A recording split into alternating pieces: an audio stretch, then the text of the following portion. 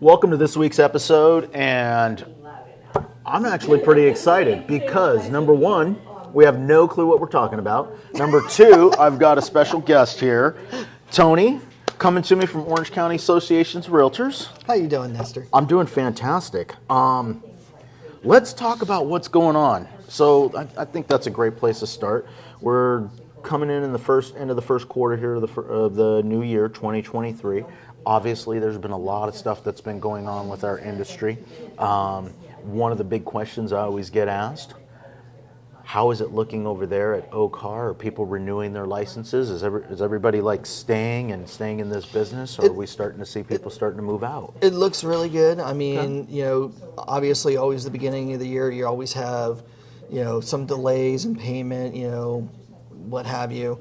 But other than that, I think we've got more than 90% of our membership that has renewed, has either paid in full or started on their payment plan. So we're in month 3 of the 6-month payment plan. So for those of you who haven't paid your dues yet, make sure you do. Okay. Because obviously NAR, CAR, they're hitting people with late fees. Right. And those late fees now all of a sudden are, even if you were to come back 6 months later, the rule is because you were a realtor last year, you've got to pay all your realtor dues this year. Gotcha. So really what you're saving on MLS usage of 2 months of non-usage, you're overpaying in late fees. Late fees to somebody else. Somebody else. Okay. So, definitely, if you got agents that haven't, double check that, just double check. We do every month. Good. Yeah, we make sure on that. But so let me ask you this question, because obviously, there are people that, whether they're new in the industry or just had some struggles or this and that, you guys have payment options and things of that nature there. Yes, sir. So, okay. So enough about money. Let's talk, because really what you're there for is you handle a lot of the tech stuff that goes on. A lot of the trainings and a lot of the tech stuff. So let's talk technology 2023. What are some of the products that you've seen, whether they've been added on through OCAR or through the MLS, as far as new products and things like that? Tell me about your favorite, if you have one or two. Oh gosh. Well, video is always a favorite. I think that's really big in today's marketing, as you are doing today and have done for a few years, which is the podcast. I think that's, people are diving into their little niches by doing that. I mean, if anything has shown us, TikTok, just like Snapchat, just like YouTube, video is a super popular thing. Right. Now, it can be used for good, it can be used for evil. Yeah, that's true. That's true. Hopefully, all real estate agents are using it for good. But I mean, that's a big thing. I think, still the 3D, 360 degree video is huge for showing off a property. Do you do any research in that world? Because I know Matterport's always been the name that everybody's recognized, and there's some new ones that have come out. Giraffe. I know Rico has done pretty well as well with now creating a platform for that. So Matterport's starting to get some competition out there. They are getting some competition. I think the big thing is how the camera, in the past, Matterport used to be about $4,500 to buy the camera. Right. Nowadays, you can take a 360 degree camera, like the Zeta, which is a third of the cost, and do the exact same thing. Right. It's just a little bit different. Right. You're talking about the Rico. The Rico Zeta. Yeah. So it's a 360 degree camera, which I think, the Zeta runs about $1,000. I don't even think it's that much. I want to say it's like $400. Which is great nowadays. I think it's like $400 camera. But at the time it was $1,000. Yeah. But if you were thinking $4,500 to $1,000, that's a huge savings. Correct. And I think with Matterport, they've released so many new tools within their product, like measurements. So you can actually measure out the dimensions of each and every room from either, the over-the-top view of getting that floor plan, or being virtually in there, so you can measure not from wall length to wall length, but from top to bottom to get a full measurement. Now, my understanding from what I've been able to see and research, they've come within 6 inches of the appraised measurement value. The measurements. Very good. So they're getting better with the lasers and things of that nature. But that's all part of their AI technology. Right.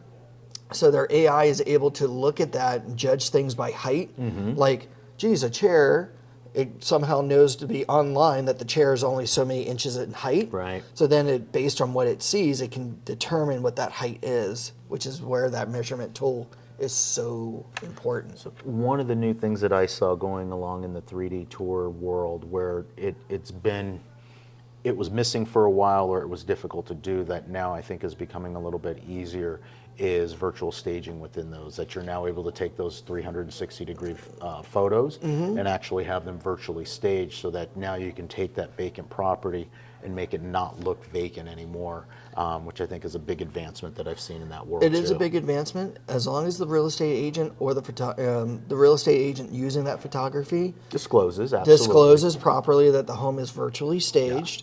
Or things have been augmented, because obviously, as we all know, probably based on Zoom, right?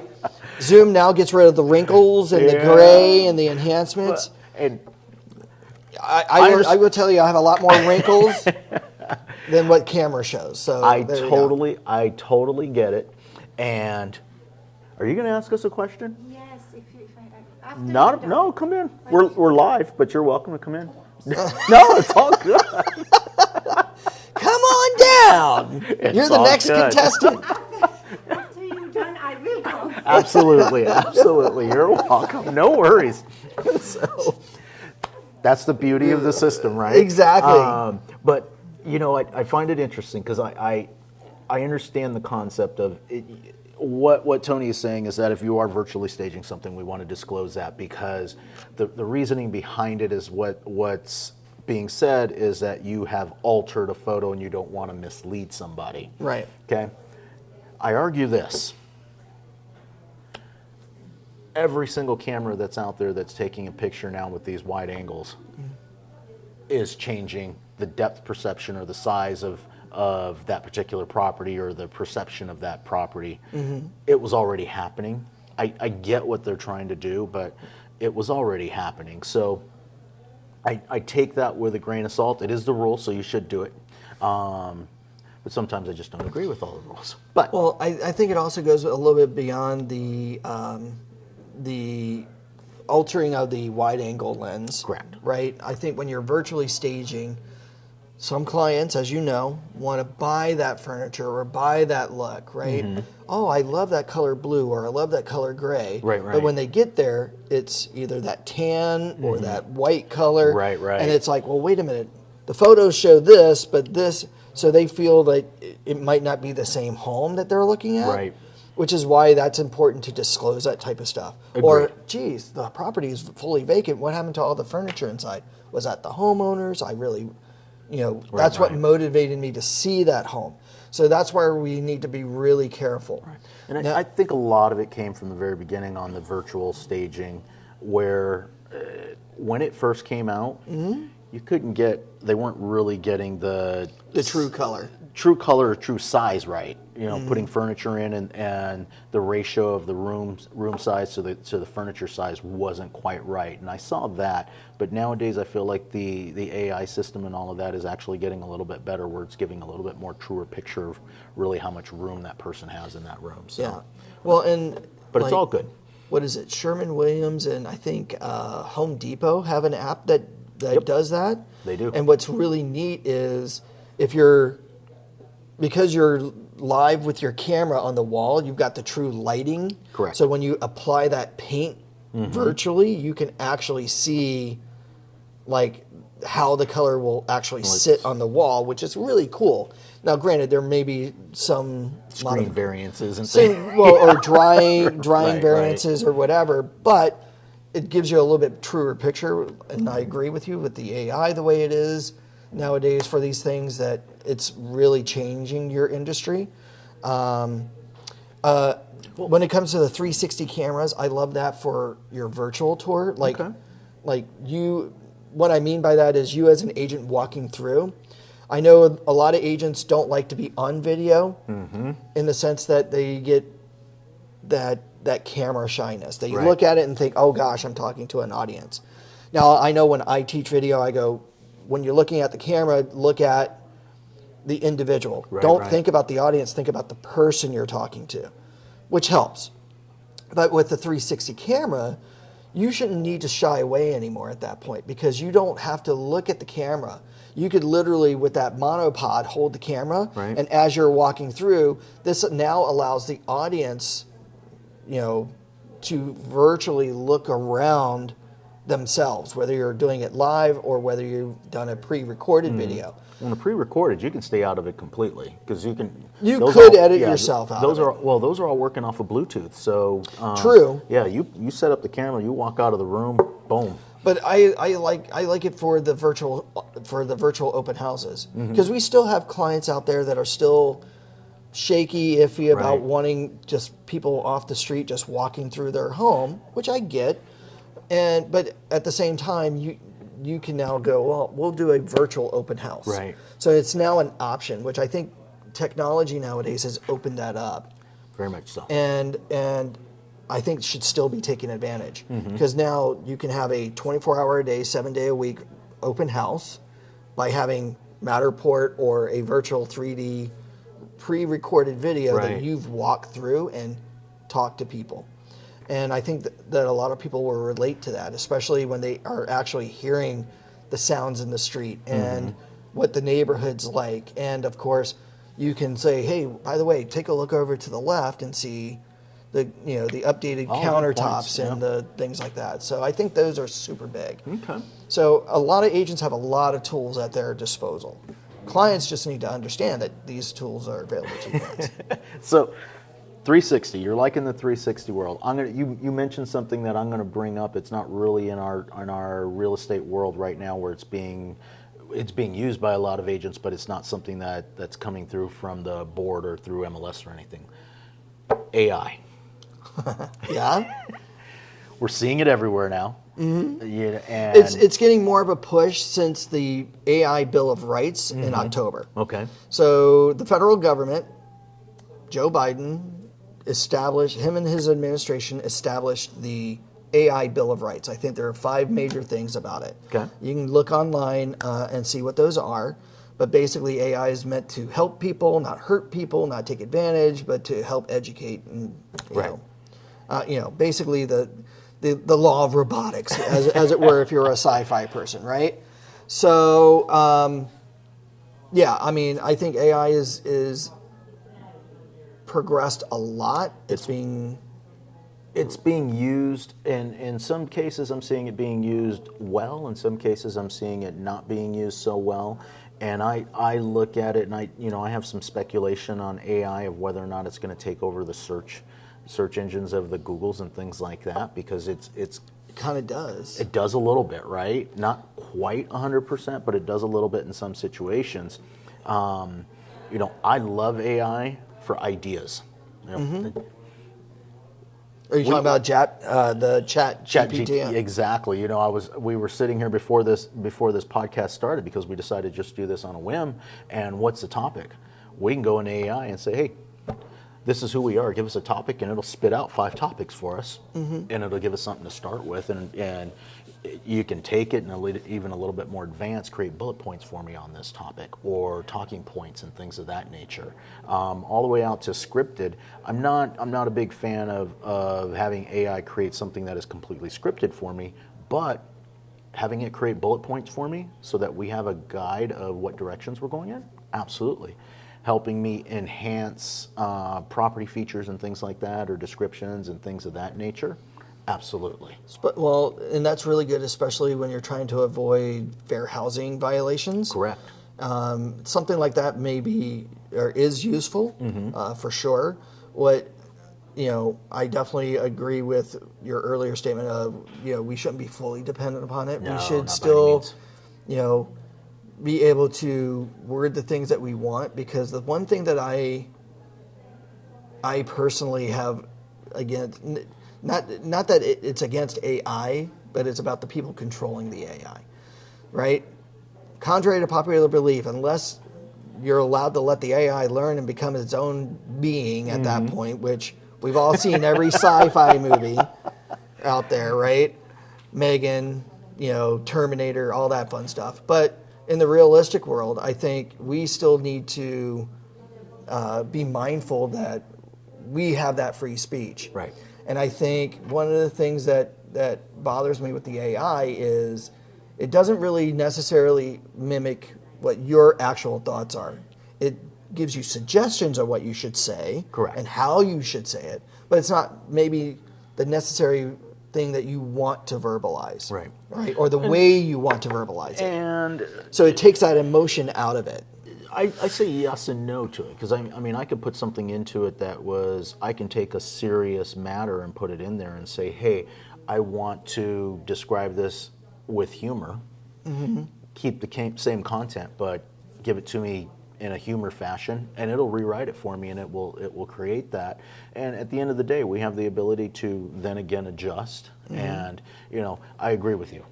Don't rely on it completely, but does it help writer's block from our perspective? Hey, It can. Sitting there looking at this property and how are we describing and what to say and things like that, it brings those reminders back of, oh yeah, forgot about that, or oh yeah, this word sounds better than that word, or whatever the case may be. So from that perspective, absolutely love it. Now, if you're talking about like writing articles and stuff, just be careful that it's not plagiarizing someone else. I agree. Yes. Which that's kind of how good is AI? Well, what goes into AI?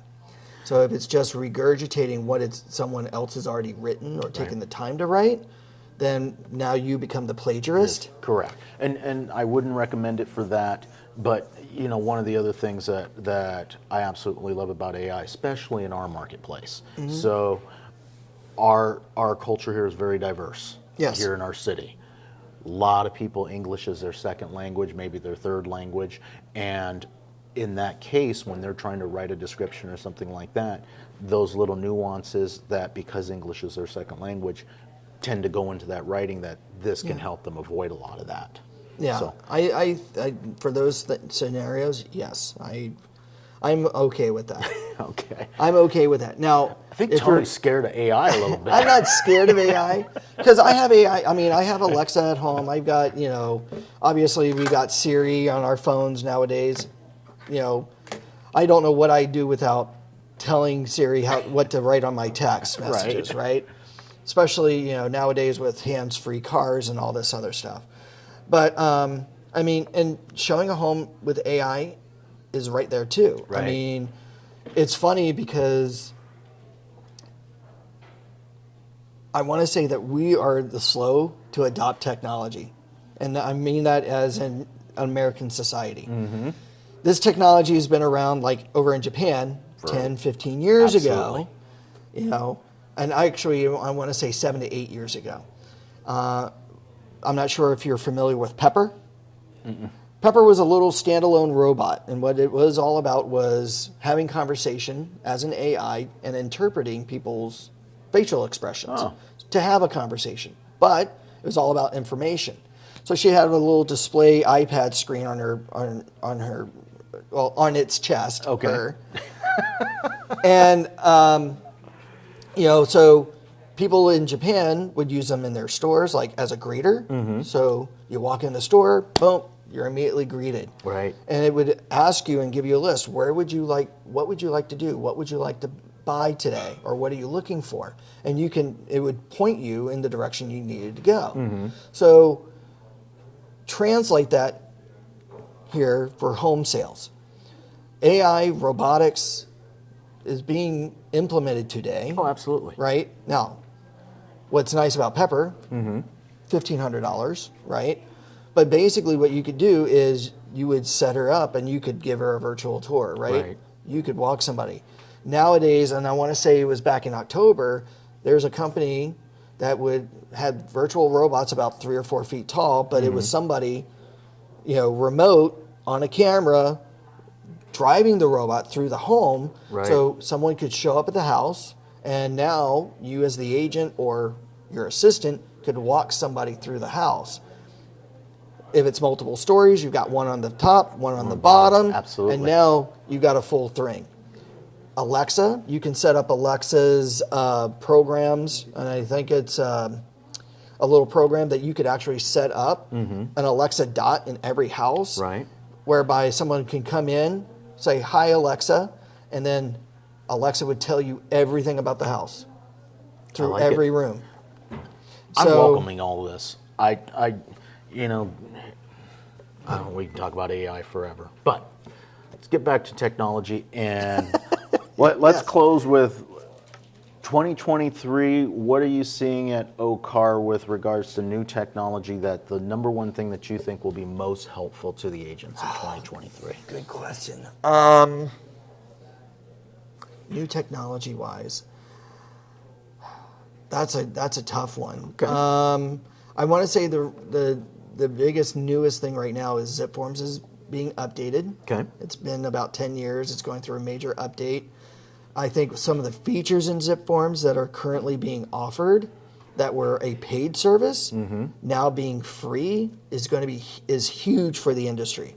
Interesting. So in Zip Forms, you probably noticed in Zip Forms there was a little icon that looked like a lightning bolt. So full disclosure, Yes, sir. I stopped using Zip Forms.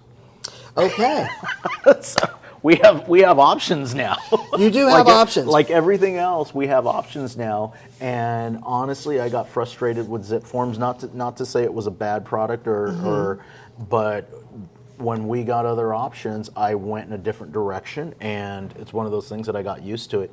And I will say this: here's where I struggled difficulty, because I've got an office of 100 people here, and now new technology. What it's done for me is, I got to learn Zip Forms. I got to learn SkySlope. I've got to learn.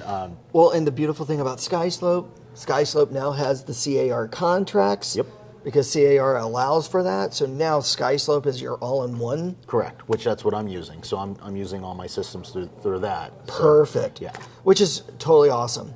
And I think that's something that CAR now, with what happened a few years ago between Glide and Zip Forms and all this stuff, that CAR decided, let's open it up to other technologies to be able to access our contracts for brokerages and agents to be able to feel comfortable with whatever platform they want to use. Remind does the same thing. Exactly. The whole 9 yards. So I think that is really nice and diverse. So whatever, if you're new to Remax, SkySlope is a really awesome tool. I've not played with it. Yeah, I enjoy it and went that direction. So again, any new changes that have occurred in ZipForm, I'm not even familiar with them because I haven't been back in the I think the big thing that I liked about Zip Forms that they've now released is called the List Flash and Offer Place. Okay. So what I like about it is that real estate agents that are using Zip Forms can now, on the listing side, once they get that signed listing agreement, can now advertise their listing to any agent part of Zip Forms nationwide.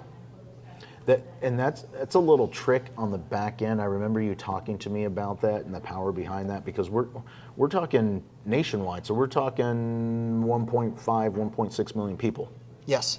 So you're automatically shooting out a blast to 1.6 million real estate agent professionals. So this is probably a big secret, because I'm pretty sure if everybody was doing that, Zip Forms, because the cost to actually send that many emails out email's not free at that but kind of, it's not even just it's not just an email. Right. It's just a notification. Hey, by the way, if you're looking in this zip code, here's a property that just came on the market, right? You just signed the listing agreement. Now, on the opposite spectrum, they have what they call Offer Place, which now allows allows an agent in Zip Forms, once they get their signed offer, to submit their offer, their signed contract plus whatever other documents directly into that listing agent's transaction. So it's an immediate push into an agent's transaction for them to receive it, look at it, review it, and hopefully accept it, right?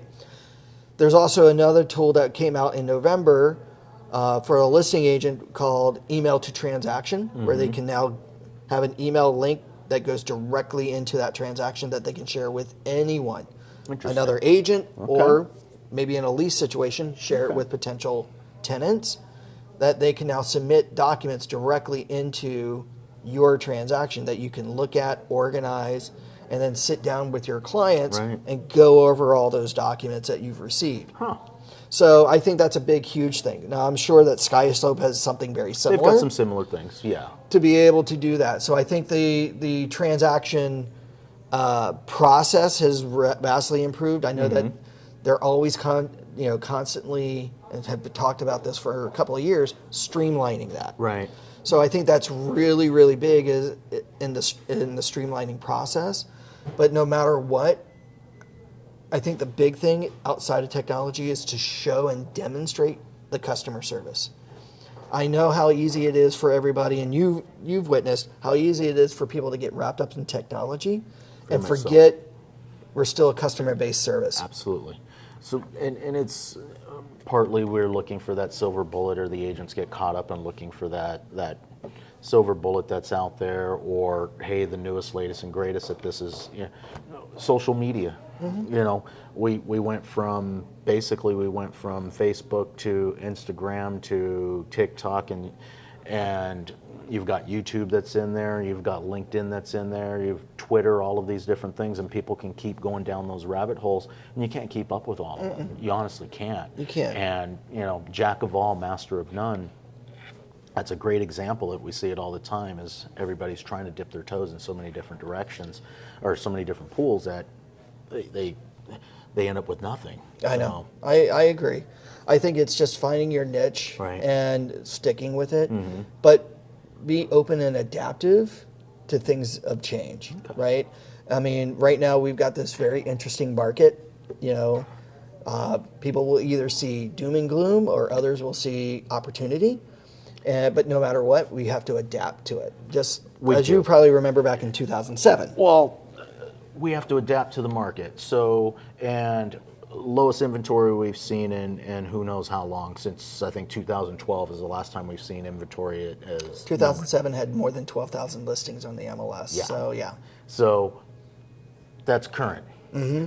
Let's go back 4 months and the interest rates went like this. Yeah. And let's go back, 16 months or 18 months prior to that, and some little silly thing called COVID came out, and we had to adapt to that. And, so we're always adapting, and we're always having adjustments and things like that, and there will always be something that's going on. And so are we going to be seeing some interesting things going on this year that are out of the ordinary? I think so. Yeah. But I also know for a fact that that's usually when opportunities start to present themselves.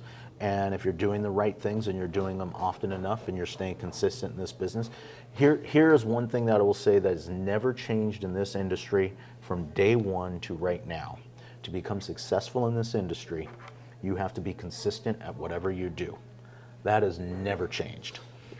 You were consistent in day one, back however many years ago in whatever market it was, you could succeed. Right now, same thing. Now, perhaps doing different activities, but whatever those things are, if you remain consistent and consistently do them, you will have success. Now, what's your definition of consistency? More than once a week, more than once a month. But I get it. Having your system in place where you're actually, prospecting is an important part of this business, and you're doing it over and over again. The other part of this business, the numbers never lie. Mm-hmm. It's always been a numbers game.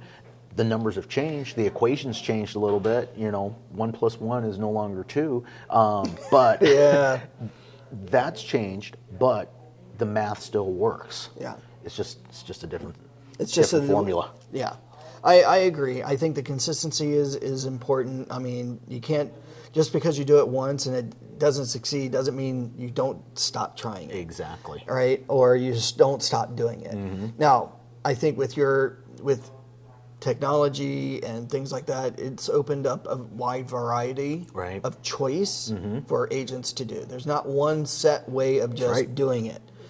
I love that, because now, status quo, come into my office and what I'm going to teach you how to do. Hey, go be Mr. Traditional and Miss Traditional and door knock or cold call or this and that. No, there's so many different ways right now that you can build this business, and it's about what you enjoy doing, because there's nothing that will create burnout faster than you going out there day after day doing something you don't enjoy. You're absolutely right. So you've got the different lanes. Pick your lane, do something with it, but be consistent at it. I agree. Now, this one may not pay as quickly as this one. Mm-hmm. But if it still pays, if it covers pays, your bills, and you enjoy doing it, you'll do it longer. So in the long run, you'll end up being better off. So it's I find it interesting. But let's close with this. Okay. We talked social media. Your favorite platform and why? YouTube. Video, I think, has a larger reach. I think absorption of information. Okay. And it shows your personality. Okay. I think it's important for you to at least be on camera, at least for a couple of seconds of your video. Okay. Whether it's an intro of who you are, what you do, why you do it, which, trust me, not just on YouTube, second largest search engine in the world. That's right. Next to Google, which, by the way, Google owns it, ladies and gentlemen. But I think you want to be able to earn that connection, right? When you can't sit face to face, make eye contact like you and I are doing. Right. But if you and I are on video making eye contact with each other, we're still making a connection somehow. So I think that's really important. I think YouTube is really good just because, just the vast audience. Okay.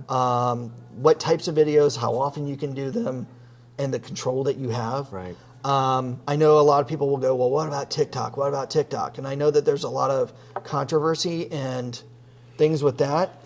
And I think the one thing we need to be careful of is, what data is being collected, even though we know everybody's collecting all this data. Yeah. How can that data be used against you is kind of that red flag for me. That goes down the road of the conspiracy and things of that nature. And here's the thing. TikTok is getting all the attention right now because it's the easiest place to go viral. Yeah. But here's what I say to you guys, is that TikTok has the largest audience. As far as, when I say largest audience, if I put a video on there, has the most potential to get to most people.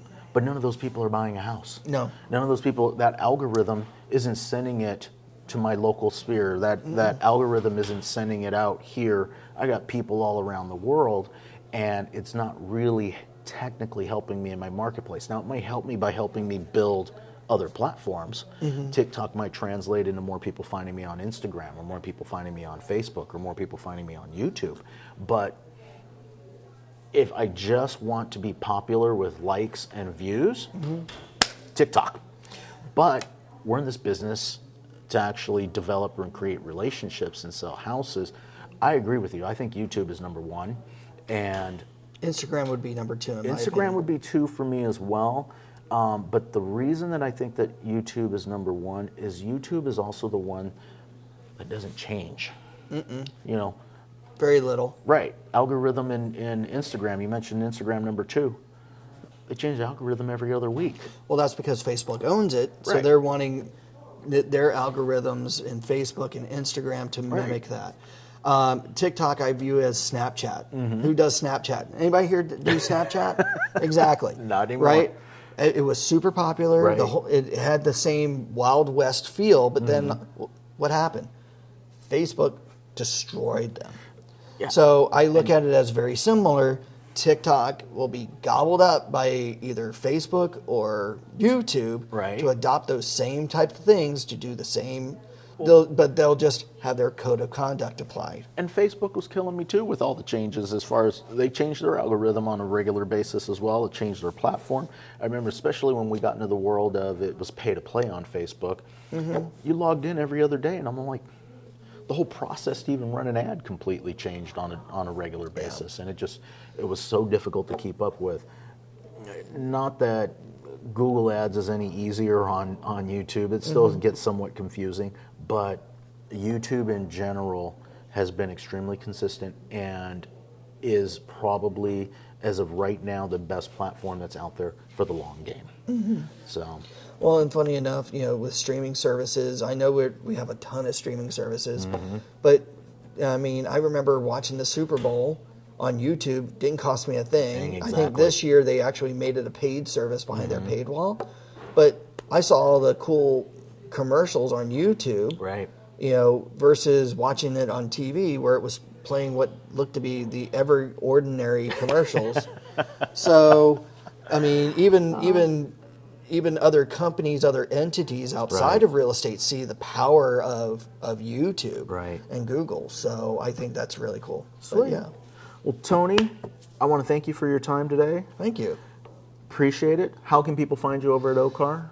You can either call me or email me. My phone number is 949-586-6800, extension 104. Love to talk tech or any of your technical needs when it comes to your member tools. Or you can shoot me an email at Tony, Tony, at ocrealtors.org. Okay. And for all of you that are watching that are not members, you can call him anyway. He'll take your call. Yes. No, I'm an educator first, even though I am employed by Orange County Realtors. I just believe in educating Absolutely. people, and if I can educate you to help you become a better agent, then my job is done. Amen to that. I appreciate that. All right. Well, thank you so much. I appreciate it, Thank Tony. you, sir. You got it. All right. Like and subscribe, people. Definitely.